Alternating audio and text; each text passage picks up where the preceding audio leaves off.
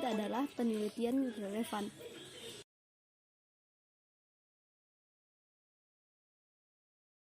Langsung saja kita masuk kepada subbahasan yang pertama, yaitu pengertian kajian pustaka. Kajian pustaka merupakan sebuah uraian atau deskripsi tentang literatur yang relevan dengan bidang atau topik tertentu. Kajian pustaka ini penting untuk dilakukan di dalam penelitian, karena kajian ini dapat memberikan kemudahan kepada para pembaca untuk memperoleh suatu topik tertentu dengan cara menyeleksi artikel atau bahan kajian yang berkualitas, relevan, bermakna, penting, sahih, dan merangkainya dalam satu laporan yang lengkap. Adapun langkah penyusunan kajian pustaka diantaranya sebagai berikut. Yang pertama, tetapkan variabel yang diteliti. Yang kedua, mencari sumber, bisa dari buku, jurnal, kamus, laporan penelitian. Yang ketiga, lihat referensinya dan pilih yang terkait dengan topik yang ditulis. Yang keempat, cari dan bandingkan teori variabel dari beberapa sumber. Yang kelima, baca seluruh isi topik yang sesuai dengan variabel. Yang keenam, deskripsikan teori dengan bahasa sendiri. Yang terakhir yaitu cantumkan sumber yang dikutip di dalam kajian pustaka. Subbahasan yang ketiga, manfaat kajian pustaka. Kajian pustaka memiliki beberapa manfaat, diantaranya yaitu sebagai solusi, di mana dengan adanya kajian pustaka, maka kerangka berpikir menjadi jelas sehingga solusi permasalahan ditemukan berdasarkan hasil pengkajian dari berbagai literatur. Manfaat yang kedua yaitu landasan pengembangan instrumen, di mana setelah menemukan solusi berupa teori-teori, selanjutnya disusunlah indikator-indikator berdasarkan solusi tersebut. Indikator inilah yang nantinya dijadikan sebagai instrumen dalam penelitian. Manfaat yang ketiga yaitu membuat atau menentukan kriteria.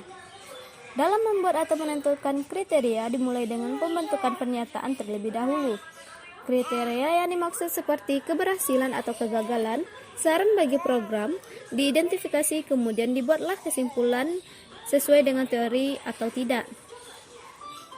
Manfaat yang keempat yaitu memverifikasi hasil penelitian, di mana perbandingan hasil penelitian sebelumnya sehingga diperoleh kesimpulan-kesimpulan yang menjadi hasil dari verifikasi tersebut. Manfaat yang kelima yaitu memberikan gambaran masalah yang akan diteliti. Yang keenam, memberikan dukungan teoritis konseptual bagi peneliti. Yang ketujuh yaitu membimbing peneliti untuk menyusun hipotesis penelitian yang dikerjakannya. Subbahasan keempat yaitu sumber-sumber kajian pustaka.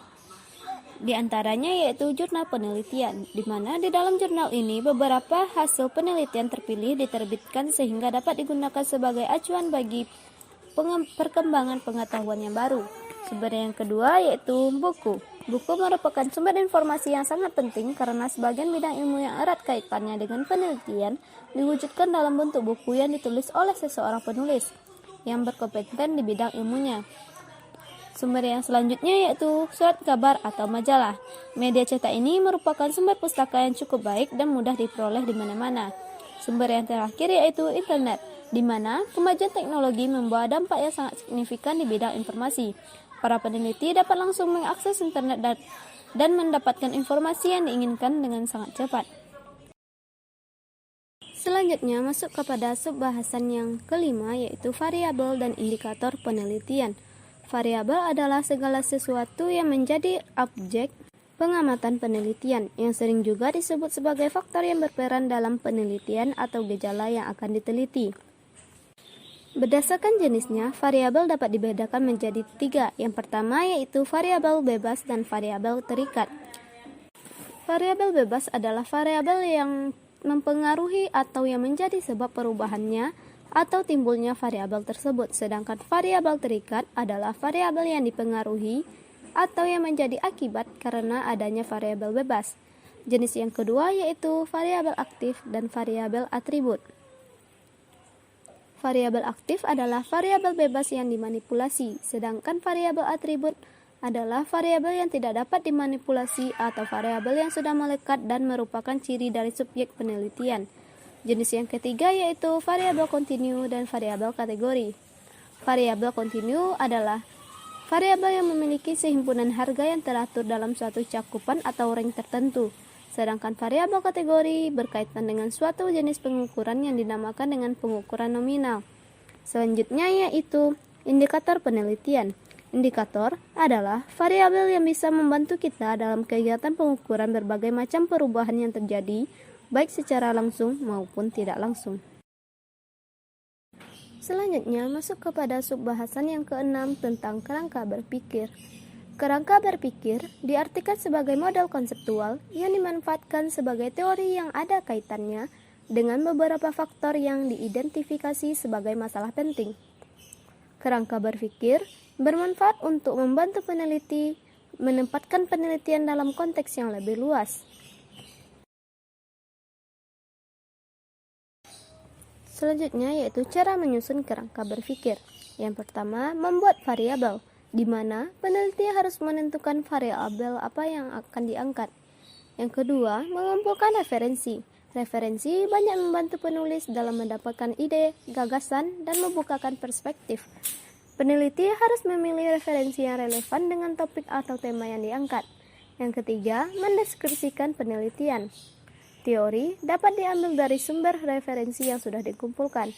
Karena konteksnya adalah penelitian, maka deskripsi memperhatikan pemilihan bahasa. Pilihlah bahasa yang baku, baik, dan benar.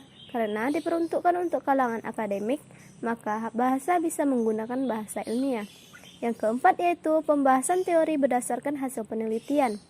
Pada pembahasan teori, peneliti harus melakukan analisis mendalam dan teori yang diambil cukup garis besar dan benang merahnya saja. Selanjutnya yaitu membuat kesimpulan. Kesimpulan ditulis menggunakan bahasa yang mudah dipahami, singkat, dan jelas.